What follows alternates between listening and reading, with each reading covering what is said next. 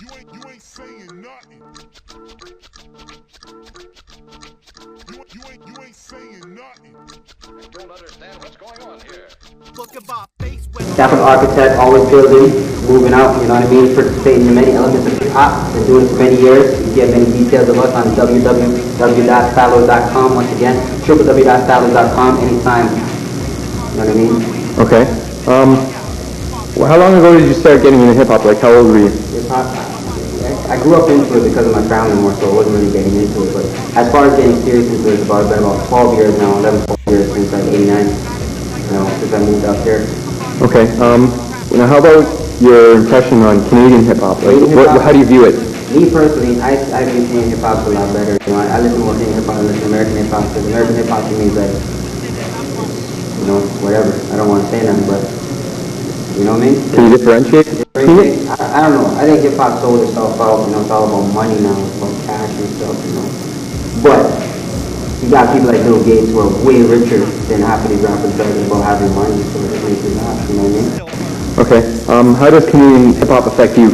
Canadian hip-hop? Yeah. Well, it affects me because it's growing slightly. You got people like Shot Clear, Cardinal Fisher, Gil Khan coming up, you know, and the more to come out at the the more, you know, whoever people like me, Miss Ty, etc., can get going, you know what I mean? Okay.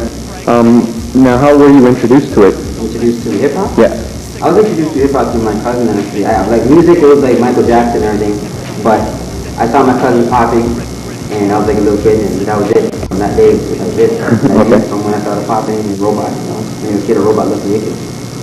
Now, how have you seen Canadian hip-hop grow, both positively and negatively? Positively, I see it grow because people like Mike Fresh West led the way. Apple Slide, Mission Me, Thrust, Devon, you know. Positively, it's grown, and we're starting to get more accepted now. There's been more people in the year 2001, more people being signed, like Socrates, more people being signed to American labels in the year 2001 than ever in Canadian hip-hop.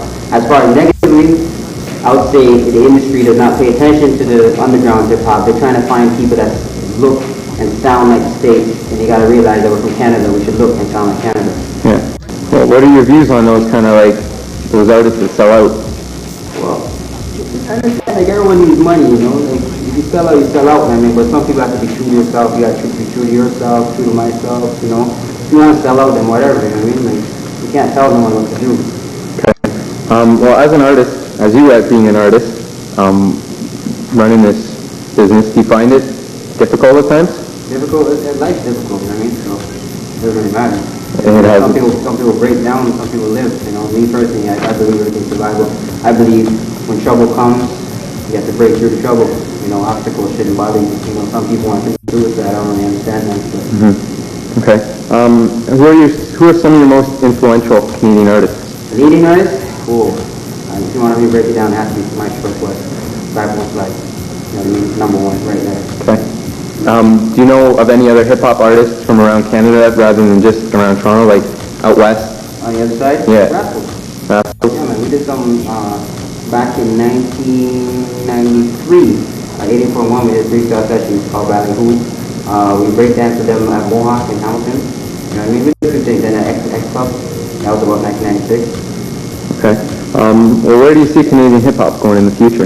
I see it taking over, to be honest with you. A lot of people think I'm joking, but I don't, because the American hip-hop, they're just on the negative tip. They're just dealing with negativity and stuff. And that can only last so long, you know what I mean? Like, if you think about it, people have been blinging for 10 years now. How long are you going to bling? You keep blinging? Like, you got money now, you know what I mean? Fine, you already told us you have money. And you have girls. You already told us you have cars. You already told us you have cars, you know what I mean? Like, you have no brain or something, like, you know what I mean? You know what I mean? Like, what? You have nothing in your head? Yeah. I mean, they just keep talking about the same thing. How long? In 5 more years, we're going to keep on talking about the same thing? Eventually, it's going to have to change. Yeah. You're going to have to find something else. Either that or hip-hop has to die. One or the other. It's either going to die or it's going to change. Do you think it'll die? I don't think it'll die. It has to change. I don't think it'll die, but I'm saying if it's going to just stay the way it is now, it's going to just die. It's going to have to die. So it's kind of like it's in adolescence right now. Yeah. And just... It's going to have to die, or like, I didn't even want it to die, to be honest with you. It's just stay the way it is. More like a snake shedding its skin, Yeah, right? yeah. Yeah, okay. One last question. Is there any other information or knowledge that you can offer to Oh yeah, people the watching? thing I could be, number one is be true to yourself and don't be deceived. You know what I mean? The TV can deceive you, you know what I mean? People flash your money about being rich like rappers that basically deal the record label stuff and artists do not make money until after everyone got paid. And sometimes you've already done your world tour and stuff. You end up looking in the bank, you have a few grand, wonder where it went. You have to pay them back. I mean, so a lot of kids see the TV and see the grab all the money, literally know the money's not theirs. It's loaned, you know, rent the car for the video. You know what I mean? But they're telling you that it's theirs. You know what I mean? So it's like, I just say be yourself, go be Steve. You know, because TV can do a lot of deception. Okay. Just, if anybody's interested, where can they go about getting Stylordz products, like your CD?